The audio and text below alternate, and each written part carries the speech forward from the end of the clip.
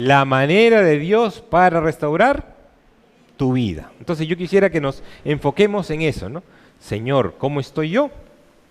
Más que estar pensando en este momento en el hermano de al lado o en el que no vino, ¿correcto? Pensemos, y esto es interesante, ¿no? Si hiciéramos una autoevaluación sincera, ¿qué encontraríamos? ¿No? ¿Sabes por qué se pone el énfasis en sincera? ¿Ya? Porque a veces hacemos autoevaluaciones y son bastante ligeras cuando se trata de nosotros mismos. Cuando se trata de nosotros mismos somos bastante tolerantes, muchas veces condescendientes, y a veces como que cerramos los ojos ante algunas cositas porque no somos tan exigentes ni legalistas. Pero cuando se trata de evaluar a otras personas, ¿cómo somos? Ahí sí, la ley, ¿no? La ley. Por eso que quiero comenzar esta mañana haciendo una autoevaluación sincera. ¿Y cómo saldríamos? ¿Qué les parece? Nadie va a decir nada aquí, todo esto lo vamos a hacer en el corazón, ¿no? Pensemos, ¿no? ¿Cómo estamos ante Dios? Pongámonos nota. 20, 15. Alguien dirá, no, yo estoy 0,9, pastor, 0,9, 0,9. ¿No? ¿Cómo estamos con la familia en nuestras relaciones? Con tus padres, si eres joven, con tu esposo o esposa, si estás casado. ¿Cómo estamos? 20, o quizás tú dirías, no es tanto, no. Yo estoy en un 11, cuidado. Pero si le preguntamos a la esposa, quizás no estás con 11, ¿no? Hagamos esta autoevaluación y digamos, ¿cómo estamos, no? ¿Cómo estás en las cosas del Señor, ¿no? ¿Cómo estás en tu servicio? Y comienza uno a evaluarse, ¿no? ¿Cómo estás en tu trabajo? Y cuando evaluamos nuestra vida, y si lo hacemos de una forma sincera, quién sabe, el resultado no va a ser tan agradable. Pero ¿sabes qué? Es bueno que hagamos esta autoevaluación, ¿no? Para darnos cuenta de que hay muchas cosas que cambiar. Este pueblo, el pueblo de Israel, que hemos estado siguiendo semana tras semana en esta travesía, dijimos que tenía 40 años en el desierto, de algo que debió ser menos de 2 semanas, 40 años, ¿no? ¿Y para qué tanto tiempo? Para trabajar tanto tiempo allí, en ese corazón, Y ellos no se hicieron aún una autoevaluación. Dios tuvo que dar el diagnóstico. Dios mismo tuvo que presentar cómo estaba ese pueblo. ¿Y qué te parece si nos ponemos a ver 4 cositas que Dios detectó en el pueblo? Vamos a ver, en el capítulo 9, justo el anterior, nos va a ayudar a entender. Vamos a buscar Deuteronomio 9:6, por favor. Y vamos a encontrar esto. Por tanto, sabe que no es por tu justicia que Jehová tu Dios te da esta buena tierra para tomarla, porque pueblo duro de cerviz eres tú. Interesante cómo comienza aquí, ¿no?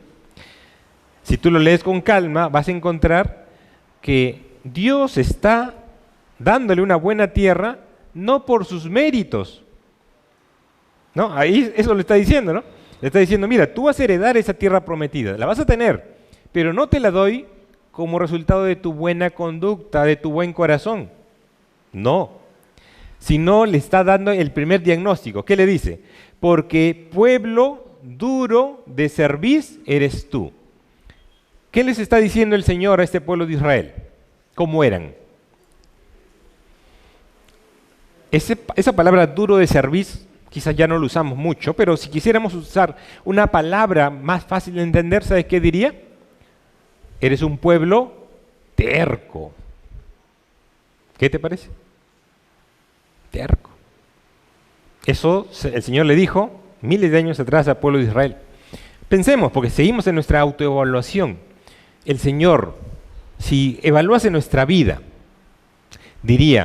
a mí me diría, Roini, ¿eres un hombre terco? Piensa, ¿te diría así? Sigamos.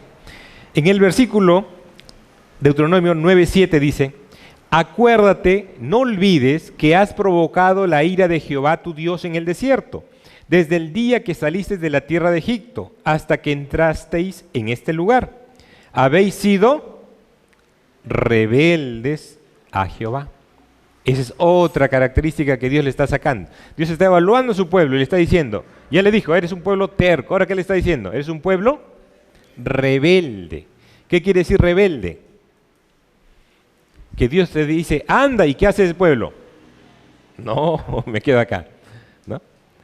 Desobedece, pero desobedece directamente, sabiendo cuál es la orden de Dios, le desobedece así, abiertamente. Es rebelde.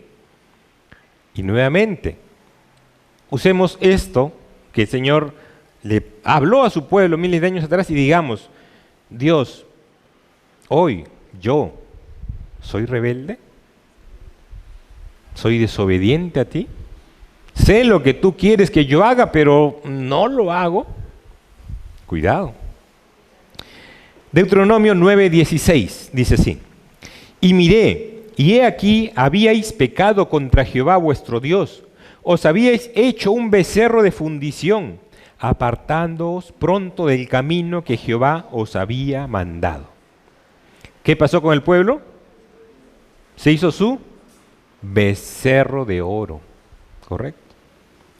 Interesante que utilicen la figura del becerro. El becerro es el animal para el sacrificio, pero ellos mezclan las cosas, ¿no? El animal para el sacrificio, pero lo hacen de oro para que ese sea su guía, su Dios. Mezclan, ¿correcto? ¿Qué está pasando? Lo que dice aquí, apartándonos pronto del camino que Jehová os había mandado.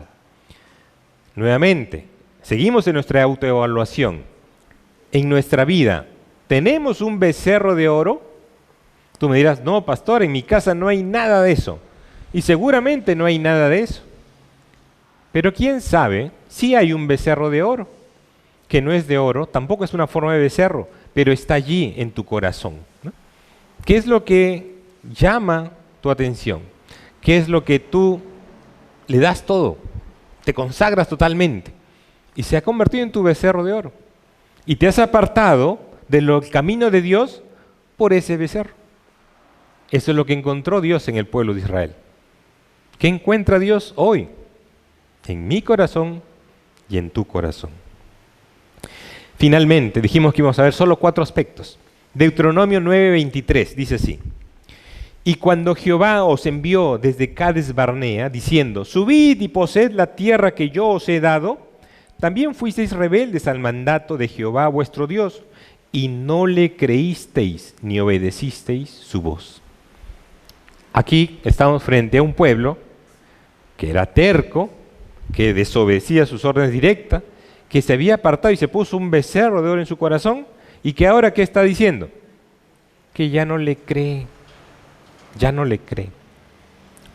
¿Hay un proceso? Sí, hay un proceso. Recuerda, hermanos, ¿no? Nosotros no llegamos a dejar de creer instantáneamente. Hay un proceso. Cuando nuestras decisiones se rigen por este terco corazón, alerta. Cuando este terco corazón me lleva a desobedecer lo que la palabra lo dice claramente, alerta. Cuando comienzo a darle un lugar que no corresponde a otra cosa, peligro, hay un becerro. Y cuando de pronto soy un creyente que no cree, ya estoy en esta situación tremenda. Me estoy apartando del Señor. Y si fuésemos nosotros, seguramente mandaríamos rayos y truenos a castigar a ese pueblo. Pero felizmente nuestro Dios ama al pueblo y nos ama a ti y a mí. ¿Y qué quiere con el pueblo? Quiere su restauración. Y eso es lo que encontramos en el capítulo 10 de Deuteronomio. Dios se acerca y comienza a decirle, yo quiero estas cosas para que estemos restaurados, para que estemos en comunión, para que sigamos avanzando y para que tengas esa tierra prometida. Pero antes de entrar de lleno en nuestro tema, yo quisiera que veas esta pregunta que dice aquí. ¿Necesitas ser restaurado por el Señor? ¿Sabes por qué es importante, hermanos? Porque no me gustaría que comencemos a entrar a todo este proceso que Dios pone, pensando en que sí, fulanito debería estar escuchando eso. Le voy a mandar el video para que lo escuche, ¿no? Sino antes de eso, porque es bueno que nos preocupemos por los demás, pero antes de eso, decir, Señor, este corazón necesita ser restaurado por ti. ¿Y cómo nos damos cuenta? ¿No? ¿Cómo nos damos cuenta? ¿Sabes qué? Algo que a veces es una buena señal es cuando tú te comparas con el tiempo que conociste al Señor, ¿no? Lo que la Biblia llama el primer amor, ¿no? El tiempo en el cual te gozabas de estar en el culto, donde quizás el calor era terrible, pero tú no importa, yo estoy alabando a mi Dios, ¿no? Cuando de pronto tú amabas leer la palabra y ahora, quién sabe, ya la Biblia en la semana no la ves, ¿no? Y cuando tú comienzas a comparar esas cosas, te dices, Señor, ha pasado algo en mí y necesito restaurar esta comunión. Si esto es así, hermanos, nos va a ayudar este tema, ¿no? Nos va a ayudar bastante, pero hay que examinar el corazón siempre, decir, Señor, ¿qué me quieres hablar? Primero a mí, primero yo me alimento, primero yo corrijo, primero yo tomo decisiones y ahora después, ¿qué hago? Voy a ayudar al resto, ¿no? Voy a ayudar a mi hermano, voy a ayudar a mi amigo, voy a ayudar a las personas que Dios pone en mi corazón. Por eso es importante, Dios quiere restaurar nuestra vida, pero no va a poder hacerse este proceso si yo no reconozco esa necesidad, si yo no me doy cuenta que sí, hay necesidad aquí de restaurar este corazón. Vamos a ver 5 aspectos importantes que Dios plantea a su pueblo y le dice, hay 5 cosas que estoy pidiendo de ti, 5 cosas que tú y yo también tenemos que hacer y que no debemos dejarla de pasar. Vamos a ver la primera. La primera, el primer llamado de Dios es teme a Dios. Y cuando tú escuchas esta palabra, teme a Dios, a veces caemos en el sentido de pensar, sí, yo temo a Dios, pero no nos apresuremos tanto, hermanos, a responder. Vamos a Deuteronomio capítulo 10, versículo 12, por favor. Esto va a ser nuestros 2 versículos que vamos a estar viendo, el 12 y el 13. Comienza el texto así. Ahora pues, Israel, ¿qué pide Jehová tu Dios de ti? Sino que temas a Jehová tu Dios, que andes en todos sus caminos y que lo ames, y sirvas a Jehová tu Dios con todo tu corazón y con toda tu alma. Hemos subrayado la primera frase que nos va a ayudar en este primer aspecto. Temor de Dios. Y primero tenemos que comenzar diciendo que temer a Dios no es lo mismo que miedo a Dios. ¿Correcto? No es lo mismo. Porque cuando hablamos de miedo a Dios, estamos hablando de que en nuestra imaginación, de pronto tenemos un Dios tan separado de nosotros que lo único que está esperando es que tengamos una falla, ¿para qué? Para mandarnos el castigo. Y ese no es el Dios que tenemos, ¿no? El Dios que tenemos es un Dios que nos pide, que demanda de nosotros temor, pero no el miedo al cual estamos acostumbrados, sino un temor diferente. Y para esto nos va a ayudar un versículo. Vamos a leer, por favor, juntos, Proverbios 9:10. Proverbios 9:10. Yo sé que todos los versículos se están proyectando, pero te animo a que busques en tu Biblia, para que lo subrayes, para que esta búsqueda también te muestre realmente que quizás no sabes ubicar mucho los textos. ¿Por qué? Porque no hay esa práctica de lectura. Alertas. Son alertas que tienes que tener siempre presente. Proverbios 9:10 te dice así: el temor de Jehová es el principio de la sabiduría, y el conocimiento del Santísimo es la inteligencia. Un versículo que está en el libro de Proverbios tiene mucha enseñanza. Cada versículo es así. En el libro de Proverbios, cada versículo es un contenido, como una cápsula de sabiduría, pero tremenda sabiduría. Este versículo tiene una característica. Se llama paralelismo sinónimo. Son términos que no nos interesa tanto aprender, pero que quiero que captes la idea. Un versículo tiene 2 ideas, pero son ideas sinónimas. ¿Qué quiere decir sinónimas? Que la misma idea de arriba está abajo, ¿correcto? Entonces, quiero que me capten la idea. Tenemos un versículo, vemos ahí 2 frases, dos oraciones, pero como es sinónimo, lo que me está diciendo es que lo que dice arriba es lo que dice abajo. Y tú me dirás, ¿y esto para qué me sirve? Un poquito de paciencia, vamos a ver. Seguimos avanzando. En estas 2 oraciones encontramos que hay una parte que comienza a ayudarnos a definir. ¿Y cuál es la definición? Es, ¿correcto? Entonces tú te das cuenta, ¿no? El temor de Jehová es. Cuando dice es, está explicándolo, ¿no? Abajo. Y el conocimiento del Santísimo es, nuevamente, está definiendo. Entonces ahí me está diciendo que me va a explicar lo que es el temor de Jehová. Correcto. Seguimos avanzando un poquito más. Y vamos a subrayar de rojo la parte donde dice principio de la sabiduría. Y abajo subrayamos inteligencia. ¿Qué me quiere decir en palabras sencillas? Que son sinónimos. Lo que está diciendo desde arriba, te está diciendo abajo. ¿Se entiende hasta aquí? Claro, ¿no es cierto? Es un proverbio que tiene dos oraciones, son sinónimas. La parte que divide es el es, ¿no? Lo que comienza a definir. Y por el lado derecho encontramos, que está subrayado con rojito, los sinónimos. Sabiduría e inteligencia. Lo utilizan en forma sinónima.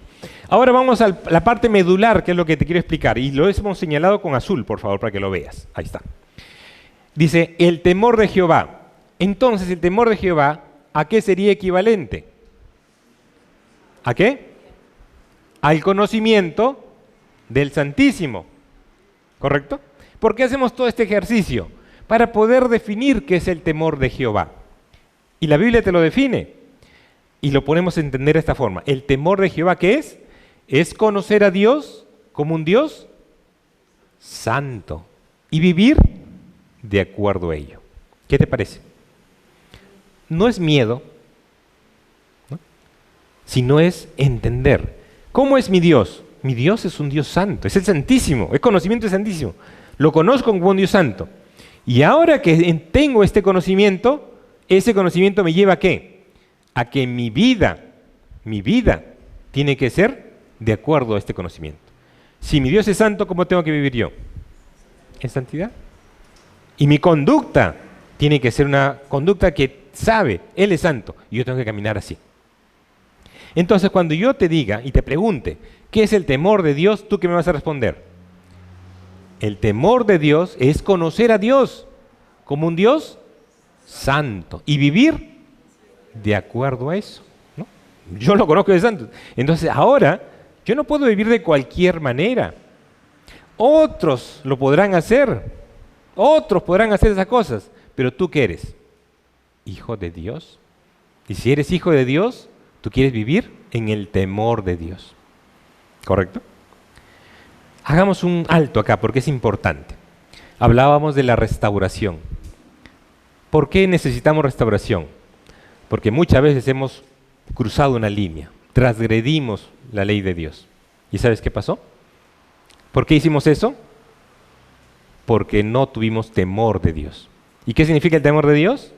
Conocerlo como un Dios santo. Cruzamos la línea. Y algo pasa, hermanos, cuando tú cruzas la línea de la santidad. Y no es que te cae un rayo en ese momento, sino es que de pronto al romper el temor de Dios, ya no hay nada que te detenga. Y sigues avanzando en ese camino de alejarte de Dios. Y normalmente el camino de alejarte de Dios es el camino de acercarse al mundo y al pecado.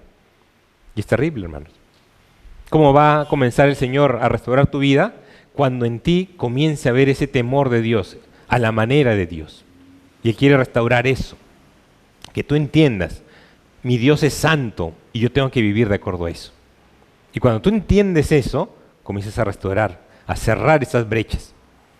¿Por qué el enemigo nos ataca siendo cristianos muchas veces? Porque dejamos abiertas ventanas, rendijas, nuestras malas acciones, nuestros malos pensamientos, y se entra por allí. Cuando tú sabes que es el temor de Dios y lo vives, cierras todas esas brechas. Y ya no puede entrar. Ya no puede entrar. Pero ¿qué más? ¿Qué dice la Biblia sobre el temor de Dios? Vamos a buscar un par de versículos más. Proverbios 8:13. Mira lo que dice. El temor de Jehová es aborrecer el mal, la soberbia, la arrogancia, el mal camino y la boca perversa aborrezco. Y aquí sería un buen momento para preguntarnos. Piénsalo, no me tienes que responder, solo piénsalo. ¿He permitido que la maldad entre a mi vida? Piensa, hermano. Quizás en este tiempo como que nos hemos vacunado, ¿no? ¿En qué sentido? En que ya cruzamos la línea, hacemos cosas que sabemos que son incorrectas, vemos cosas que no debemos, escuchamos cosas que no debemos y no pasó nada.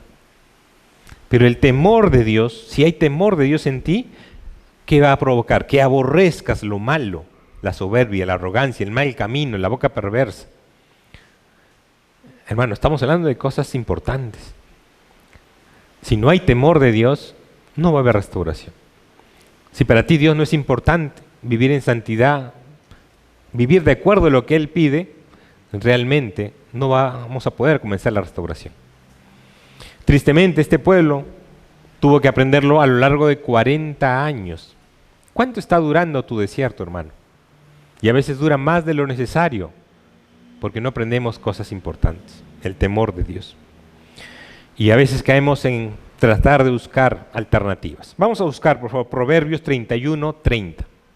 Lee la Biblia, por favor, la palabra de Dios, y ahí vas a encontrar. Dice así: engañosa es la gracia y vana la hermosura.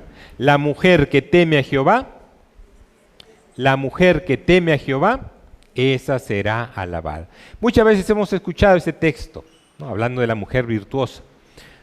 Y es bueno que enfaticemos así. Pero yo quiero tomar el otro aspecto.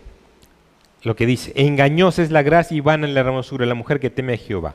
¿Por qué? Porque a veces buscamos alternativas al temor de Dios.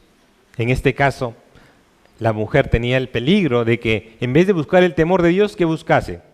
La gracia, la hermosura. Y Dios, a través de su palabra, ¿qué dice? Eso es vano. Hoy también podemos buscar alternativas al temor de Dios. Venir a la iglesia. Estoy aquí en la iglesia, ¿sí? No hay temor de mí en mi corazón, no hay ese temor de Dios, pero estoy acá. Estoy sentado y estoy cantando y estoy ofrendando. ¿Qué estoy haciendo? Sustitutos. Y esos sustitutos, como dice aquel texto, son vanos.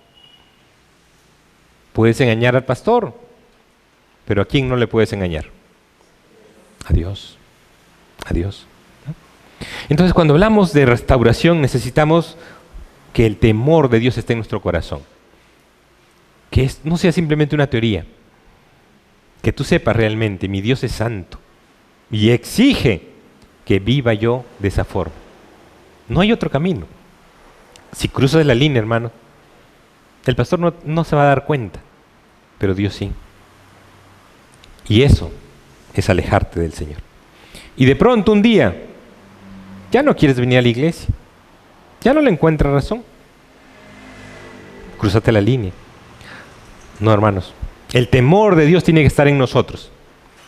Eso tiene que estar allí, tiene que marcar nuestra vida. Todo lo que hacemos, todo lo que pensamos, yo tengo que entender, tengo un Dios santo y ese Dios santo demanda un estilo de vida. Amén.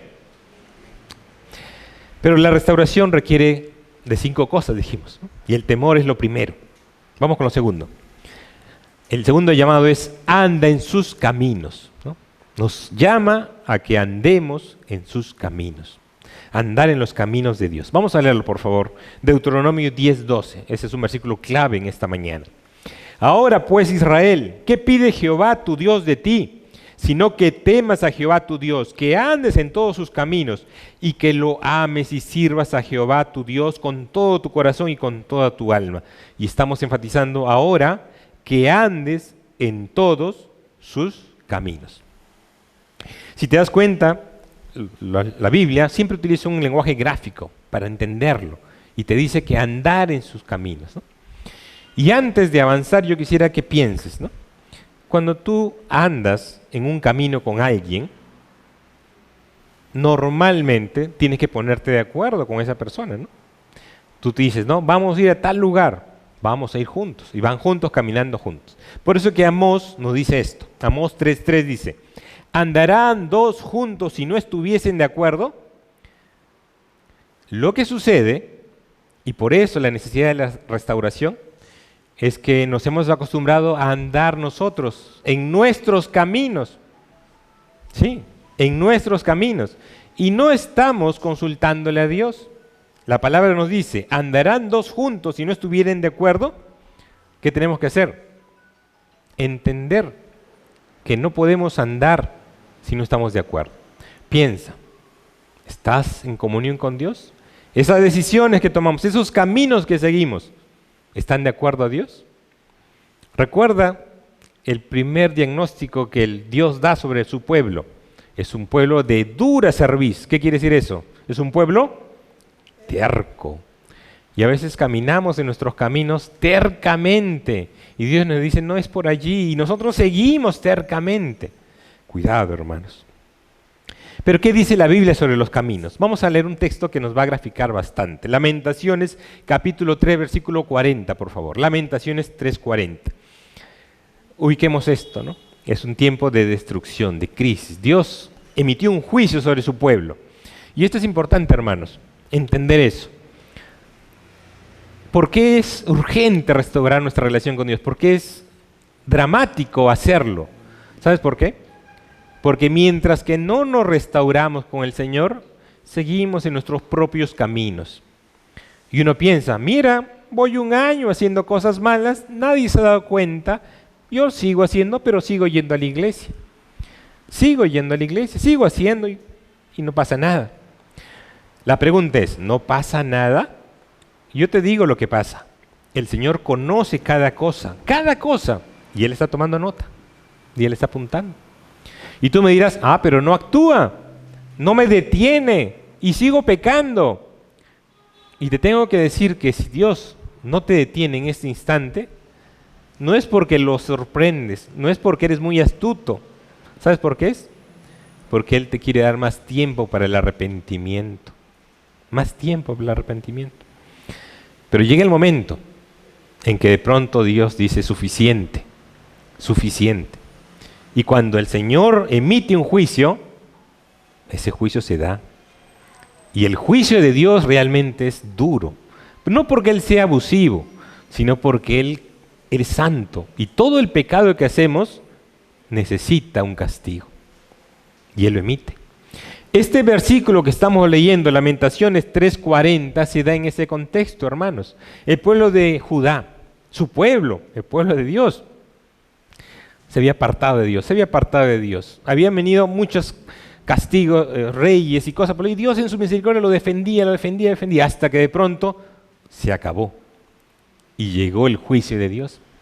Y el juicio de Dios vino en nombre de Dios, no, sino vino Babilonia.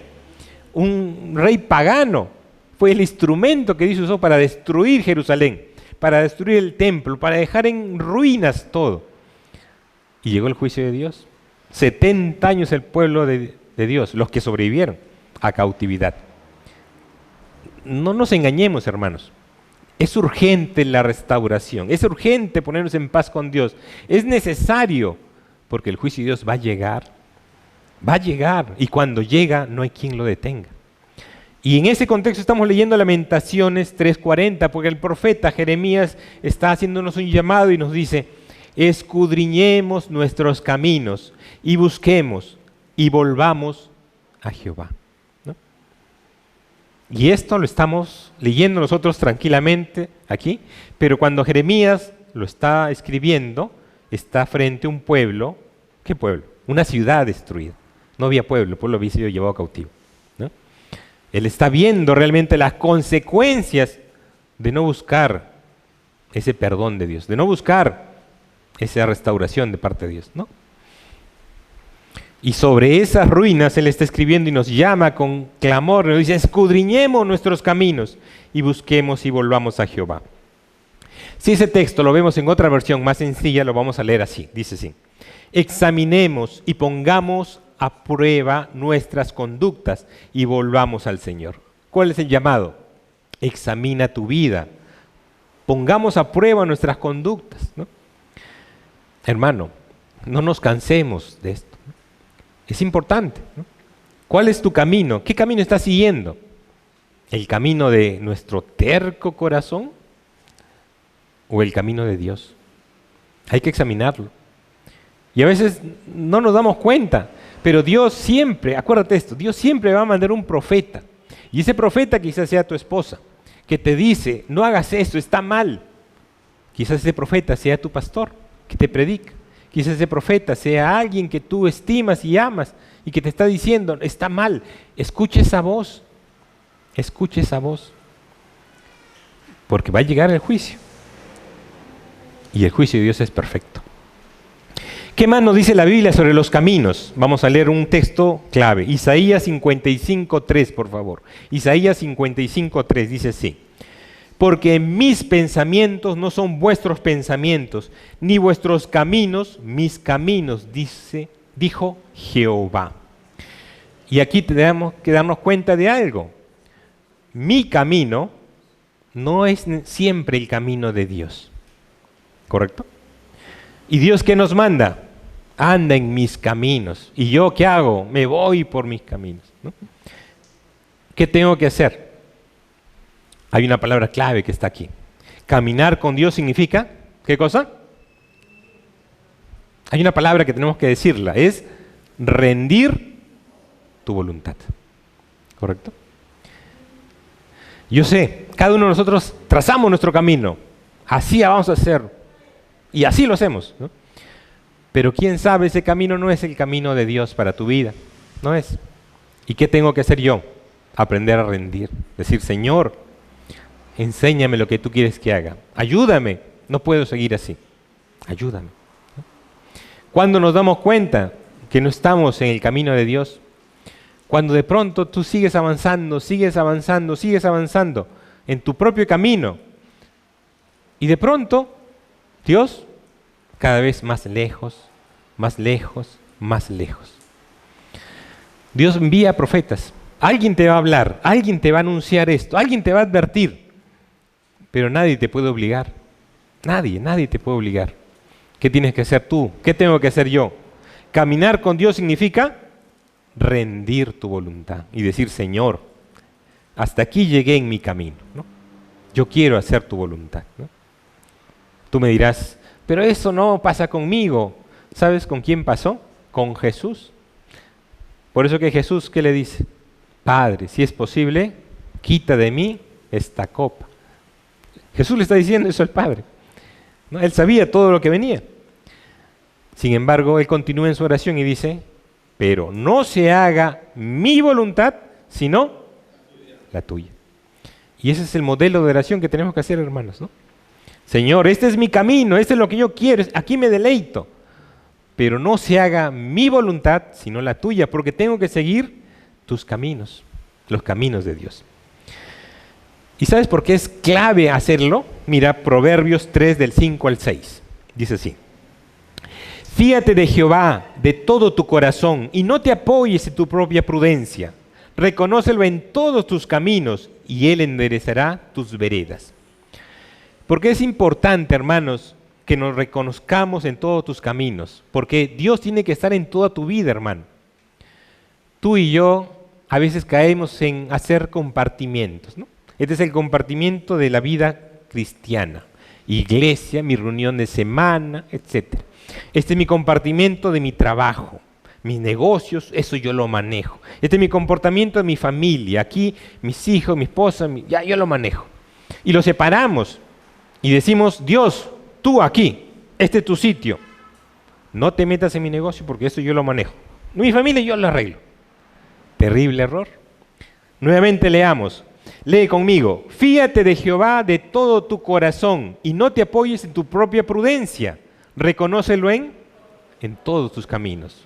No compartimentes una sola vida. Y Dios inunda esa vida. ¿Y sabes por qué es clave que Él entre? Y Él dice allí, y Él enderezará tus veredas. ¿Sabes por qué, hermano? Porque no somos perfectos, vamos a equivocarnos, vamos a fallar. ¿Y qué necesitamos? Que Dios esté allí. Sí, allí. Y Él nos enderece, Él nos corrija, Él nos mueva. No solo en las cosas de la iglesia, en las cosas del trabajo, del negocio, en las cosas de la familia. En todo. No encasillemos a Dios. El salmista decía, ni el universo te puede tener. Y nosotros lo encasillamos, ¿no? Dios tiene que inundar todo, llenarlo todo. Y por eso nos pide que andemos en sus caminos.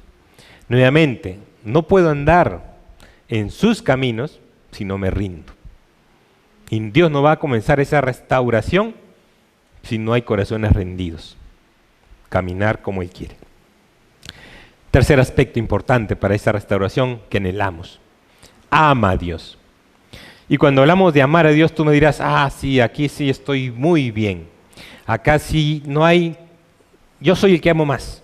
Cuidado. Mira lo que dice Deuteronomio 10:12. Ahora pues Israel, ¿qué pide Jehová tu Dios de ti? Sino que temas a Jehová tu Dios, que andes en todos sus caminos y que lo ames.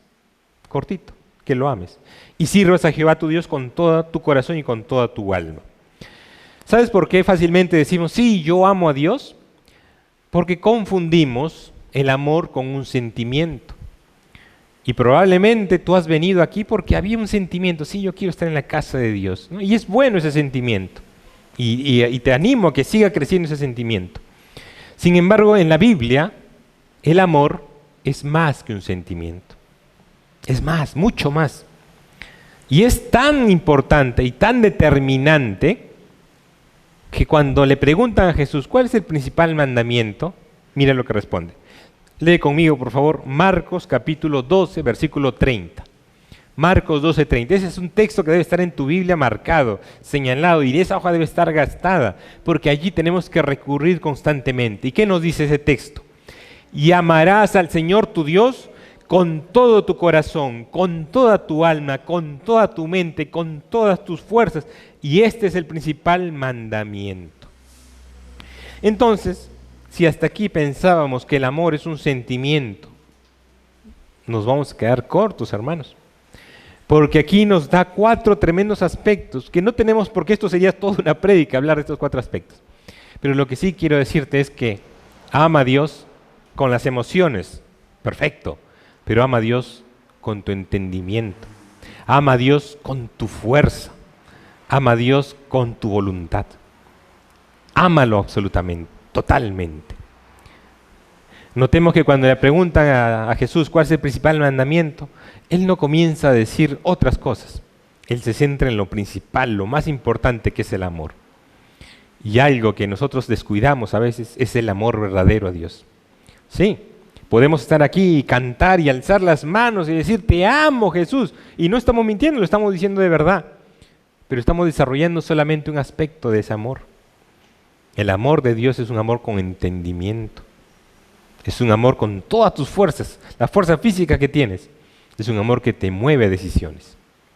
Y ese amor que te mueve a decisiones nos va a ayudar a nosotros a continuar y tener certezas, porque la vida no vamos a poder avanzar sin certeza. Lee conmigo, por favor, Romanos 8, 38 y 39. Porque ese amor para Dios no es poesía, para Dios es un compromiso. Y así como Dios se compromete con nosotros, Él demanda que tú también te comprometas, que yo también me comprometa. Por eso que cuando decimos ama a Dios, no es simplemente siéntelo a Dios, ¿no? Es todo.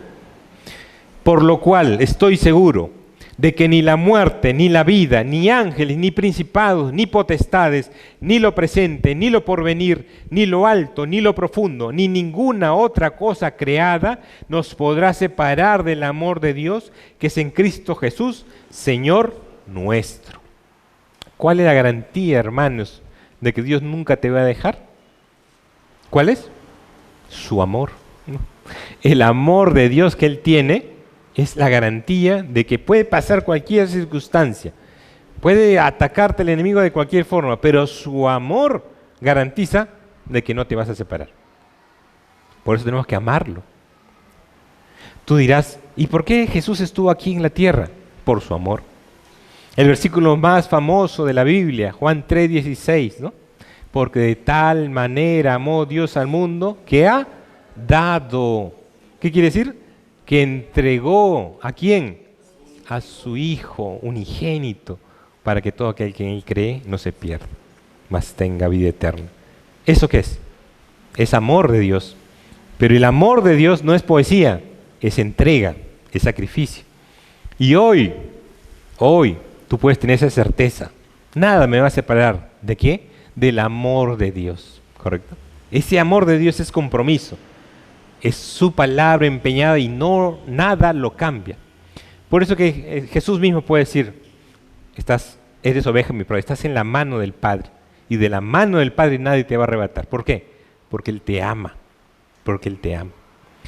En un tiempo como el que vivimos, el enemigo se ha encargado de darnos muchos mensajes, ¿no? Tantos mensajes que a veces nos confunden. Y pensamos que de pronto tenemos que ganarnos la salvación. Tenemos que hacer méritos. Y algunos que pronto se alejan de la iglesia porque dicen, no soy digno de Dios. Pero ¿quién es digno de Dios? ¿Quién es digno de Dios? ¿Qué tengo que hacer yo? ¿Qué tienes que hacer tú? Amar a Dios. a la manera que Él quiere. ¿Cómo va a sellarse esa restauración en tu vida? Cuando dejes de pensar que el amor es simplemente un sentimiento. El amor es más que eso. ¿El amor qué es? Entregarte totalmente a Dios. Entregas todas tus emociones a Dios, entregas toda tu mente a Dios, toda tu voluntad a Dios, todas tus fuerzas a Dios. Y le está diciendo, te amo, Dios. Y ese amor es recíproco, porque Él te ama de tal manera que entrega lo más valioso que es su Hijo. Y una vez que entregó a su Hijo, Él dice, yo te amo de tal manera que no puede haber nada en este universo que nos pueda separar. ¿Te das cuenta? Nos pueda separar. Tremendo. Y tú y yo, si no nos emocionamos con ese amor de Dios realmente, tenemos que decir, Señor, ayúdame a que este corazón que está duro pueda sentir realmente lo que es tu amor. ¿Sí? Pero recuerda, el amor de Dios es así, absoluto, total, te asegura. Pero también tiene demandas, varias demandas. Pero yo te voy a mencionar solamente una, que quiero que la tengamos presente. Proverbios 3, del 11 al 12, por favor. Mira, por favor.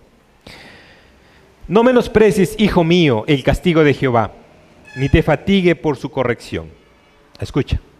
Porque Jehová al que ama, castiga. ¡Wow! Ay, ay, ay, ay. Porque ahí dice, pero el amor no era todo perdón y cariño. Sí, es perdón, es cariño, es que te agarra y no te suelta. Pero también, nos dice aquí, porque Jehová al que ama, castiga, como el Padre al Hijo, a quien quiere. Tú me preguntarás, ¿no? ¿Y por qué el pueblo de Israel sufría situaciones, ¿no? Juicio de Dios. ¿Por qué me has contado hace un ratito que Babilonia destruyó el templo, destruyó la ciudad? Sí, todo eso pasó y es real. Y hubo muertes y hubo destrucción. ¿Y sabes qué? Es el juicio de Dios, el castigo de Dios. ¿Y por qué Dios castiga? Porque te ama. No es un castigo para destrucción absoluta. Ni aún el diluvio, imagínate, el diluvio. Dios pudo destruir totalmente todo y volverlo a hacer, pero no. Él tanto ama a la humanidad que dejó, ¿no? Una pequeña familia, Noé y su familia, ¿no? El pueblo de Israel, en el desierto, 40 años allí, murieron cantidad de personas a lo largo de esos 40 años, pero levantó una nueva generación y esa es la que entró en la tierra prometida. Cuando Babilonia es el juicio de Dios sobre Israel, destruye el templo, la ciudad, todo, se lleva un grupo de personas al cautiverio, 70 años allí, perdidos allí en Babilonia. Pero ¿qué hace Dios? Los vuelve a traer, los restaura. Ese es el amor de Dios. Es un amor que no es un amor explosivo, que de pronto te quiere mucho y te abandona. No, es un amor permanente. Pero ese amor permanente demanda ¿qué cosa? Castigar. Como un padre corrige a su hijo. Como un padre corrige a su hijo. Y si tú sientes el castigo de Dios, alégrate, porque es una prueba que eres hijo. Eres hijo. Y recuerda, hermano, va a llegar el juicio o el castigo de Dios, porque eres hijo, ¿no? Y cuando llegue, muchas veces habrá lágrimas, dolor, tremendo. Es terrible. Pero nunca te olvides que Dios es tu Padre. Y aunque Él te castigue y las lágrimas corran y el dolor sea inmenso, lo está haciendo ¿por qué? Porque eres su hijo. ¿Y Él qué quiere? Restituirte, restaurarte. Y no va a haber restauración si no entendemos el amor de Dios. Un amor de Dios que emite juicio, pero nunca destrucción, ¿no? Siempre va a haber un remanente, siempre va a haber una nueva oportunidad. Ese es el Dios nuestro. Nos levanta, nos da una nueva oportunidad, nos quiere restaurar. Y por eso nos da este camino, el camino del amor. Y vamos al cuarto punto. Sirve a Dios, sirve a Dios. Tú me dirás, pero ¿cómo puedo servir a Dios? Vamos a ver qué nos dice el texto. Deuteronomio 10:12. Ahora pues Israel, ¿qué pide Jehová tu Dios de ti? Sino que temas a Jehová tu Dios, que andes en todos en sus caminos y que lo ames y sirvas a Jehová tu Dios, mira, toma nota, con todo tu corazón y con toda tu alma. Cuando servimos a Dios, ¿cómo tiene que ser ese servicio? Con el corazón y con el alma. Terrible ver personas que no sirven a Dios así, que tienen que cumplir. Ya me comprometieron, ya tengo que hacerlo. Triste.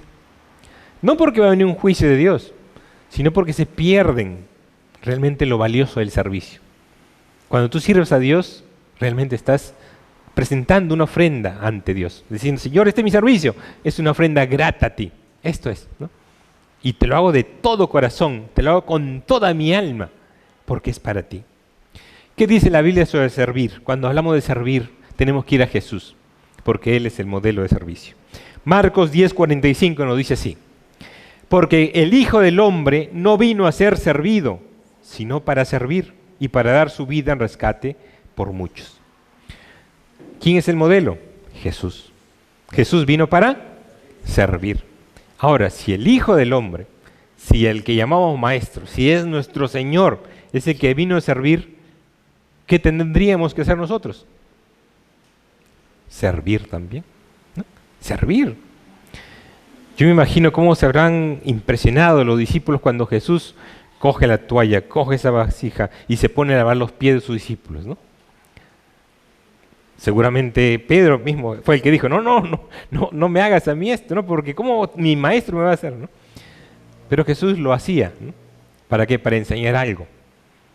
Que la razón de su ministerio era el servicio. Y hermano, si Dios nos levanta, si Dios nos restaura, si Dios nos ayuda, nos da una nueva oportunidad, no es para llenarnos de orgullo y pensar yo me lo merezco, sino ¿para qué? Para servir como Dios quiere. Y notemos cómo es la forma, notemos el énfasis del servicio. Busca Romanos 12:11, por favor. Romanos 12:11, mira lo que dice. En lo que requiere diligencia, no perezosos, fervientes en espíritu, sirviendo al Señor. Entonces, hermanos, el servicio no tiene que ser algo pasivo. No tienes que esperar que alguien se te acerque y te diga, por favor, ayúdame en esto, ¿no? Si alguien se te acerca y te pide ayuda, pues atiéndelo. Pero no esperes eso, ¿no? O a veces uno se pregunta, ¿no? Pero no sé qué hacer. Pero es sencillo, ¿por qué?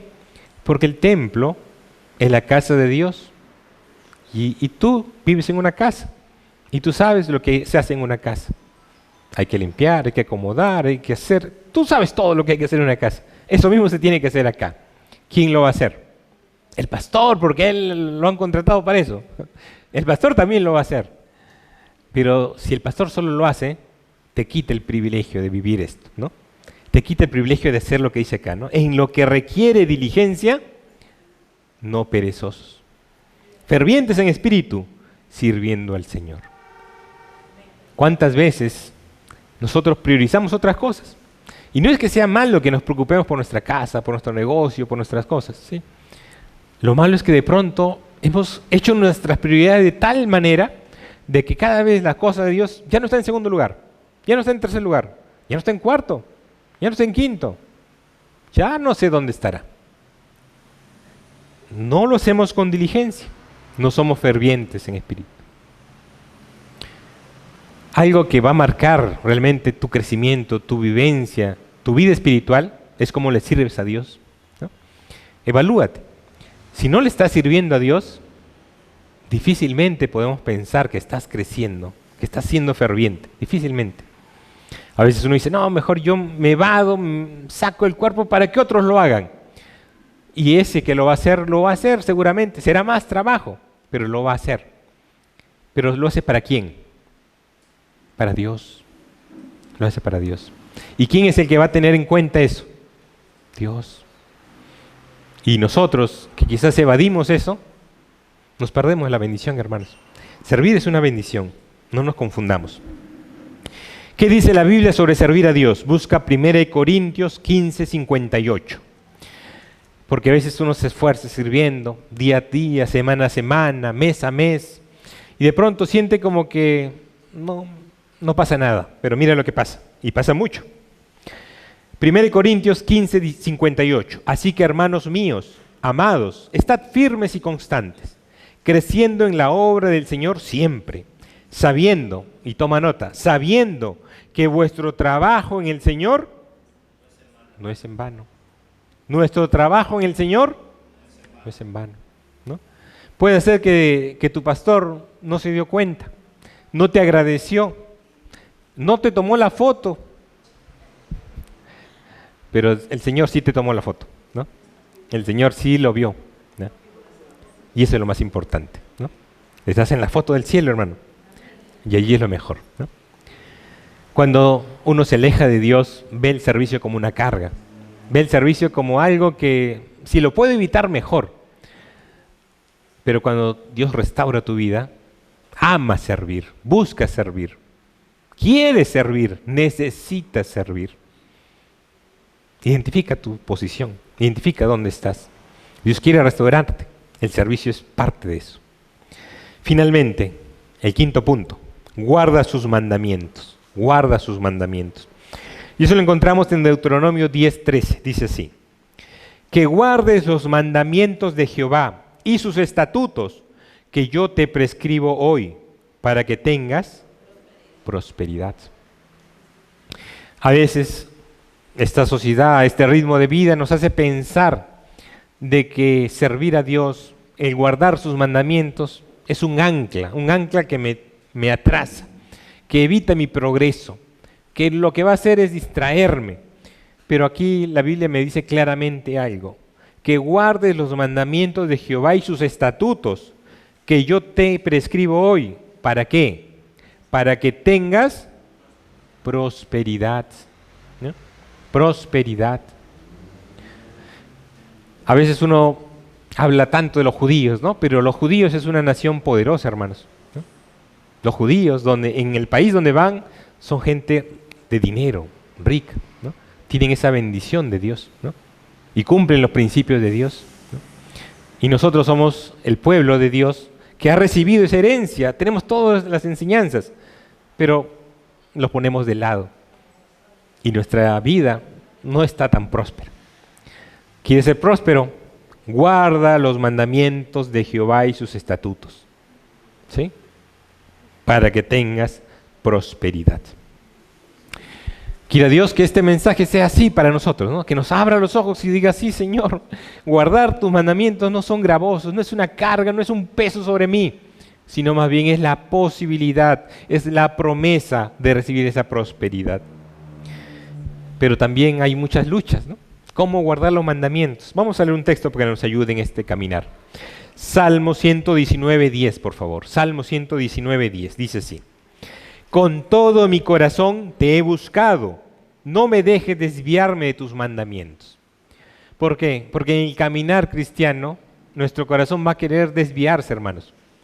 Pero si tú lo buscas con todo tu corazón y le clamas a Él, ¿Él qué va a hacer? Dice aquí: no me dejes desviarme de tus mandamientos. Y si lo vemos en otra versión más sencilla, lo leemos así, dice así: dice, me esforcé tanto por encontrarte, no permitas que me aleje de tus mandatos, ¿no? Hay una acción. Por eso que decía versículos atrás, cuando leímos amar a Dios, ¿te acuerdas? Ese amar a Dios, ¿qué implicaba? Ama a Dios con toda tu mente, con todas tus fuerzas, ¿no? Porque hay que esforzarse en buscar a Dios, ¿no? Por eso dicen: me esforcé tanto por encontrarte, no permitas que me aleje de tus mandatos. Pero debemos quitarnos de la mente también el concepto de que los mandatos de Dios son una carga, que nos van a poner tristes y que nos van a detener en la vida. ¿Sabes por qué? Porque el Salmo 19:3 nos aclara el panorama. Salmo 19:3, por favor. Dice así: los mandamientos de Jehová son rectos, y toma nota, que alegran el corazón. El precepto de Jehová es puro, que alumbra los ojos. Entonces, si hasta aquí estamos pensando que guardar los mandamientos de Dios, bueno, son para ciertas personas privilegiadas, que tienen una voluntad de acero y que no se rinden ante nada, no, esto es para todos. Y todos incluye a las personas que aman a Dios, que lo buscan a Dios. ¿Y qué produce en el corazón guardar los mandamientos? Te dice que alegran el corazón. Tristemente vemos hoy muchas personas que no viven en esa alegría. ¿Y por qué no viven en esa alegría? Porque no guardan los mandamientos. Cruzan la línea, hacen las cosas a su manera. Y en vez de vivir en paz, en alegría, ¿cómo viven? En zozobra. Me van a descubrir. se van a dar cuenta de lo que he hecho, ¿no? Y están así, están al acecho. No hay alegría en su vida, hay desconfianza, malicia. Porque ellos hacen algo, piensan que otros también le van a hacer, ¿no? No hay alegría, hermanos. Guarda los mandamientos de Dios y Dios te va a dar esa alegría en el corazón. Y vas a vivir tranquilo. No tenemos que vivir cargados, hermanos. No tenemos que vivir molestos, no tenemos que vivir angustiados. Él quiere alegrar nuestra vida. Y quiere darnos más, mira. Proverbios capítulo 3 del 1 al 2, por favor. Lee conmigo. Proverbios 3 del 1 al 2. Dice así. Hijo mío, no te olvides de mi ley, y tu corazón guarde mis mandamientos, porque largura de días y años de vida y paz te aumentarán. Entonces, quiero realmente vivir bien, quiero largos años, quiero paz en mi vida, ¿qué tengo que hacer? No te olvides, dice, no te olvides de mi ley. Y que este corazón muchas veces duro y terco, tiene que guardar los mandamientos. ¿Y eso qué produce? Largura de años, de días y de años. Y la paz te aumentará. ¿No vives en paz, hermano? Puede ser que no estemos guardando los mandamientos. Que estemos manejando las cosas a nuestra manera. Y eso no nos trae paz. Tenemos que tomar decisiones. Y esas decisiones implican, Señor, yo no quiero vivir así. Yo quiero guardar esos mandamientos tuyos. Y guardando los mandamientos, alegría, años de vida y paz a tu corazón. ¿Vale la pena? ¿Qué piensan? Por supuesto que sí, por supuesto que sí. Resumamos todo, por favor. La manera de Dios para restaurar tu vida. Dios nos plantea un camino, nos exige esto. Él quiere tener comunión con su pueblo. Ese pueblo que, ya sabemos, terco, desobediente, que se había hecho un becerro de oro en su corazón, que ya no creía en Dios, pero Dios lo quiere restaurar, quiere que haya en comunión, quiere que lleguen a esa tierra prometida, quiere darle esa prosperidad que Dios tiene para ellos en su plan. Míralo, paso 1, teme a Dios, teme a Dios. Paso 2, anda en sus caminos, ¿sí? 3, ama a Dios. 4, sirve a Dios con todo el corazón, hermanos. 5, guarda sus mandamientos. Si esto te ha hablado el Señor a través de algún versículo, alguna palabra, es el momento de tomar compromiso. Cierra tus ojos, por favor, y vamos a orar al Señor. Gracias, mi Dios, por esta tarde ya que estamos aquí. Gracias, mi Dios, porque tú quieres, Padre, tener un pueblo restaurado, levantado, en comunión contigo. Oh Dios, que se goce, Señor, de tu presencia, Padre. Pero hoy, Señor, hemos visto, Padre, que muchas veces, Padre, cuando autoevaluamos nuestra vida, nos vemos distante de ti. Nos vemos en desobediencia. Nos vemos en crisis, Señor, por consecuencia de nuestro propio pecado y terquedad. Perdónanos, Señor. Perdónanos, Padre.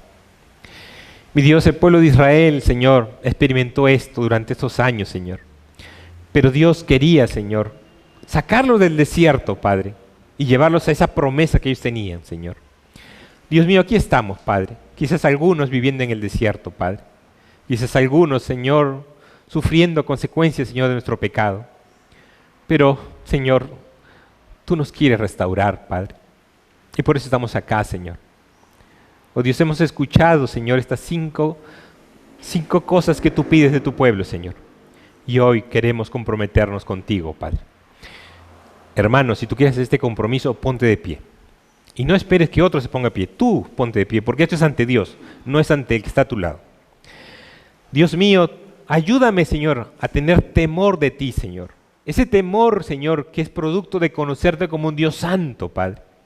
Señor, ayúdame a andar en tus caminos, Padre Santo. Ayúdame a rendir mi voluntad, Padre, que quiere andar en sus propios caminos, Señor, y dejar de lado los tuyos.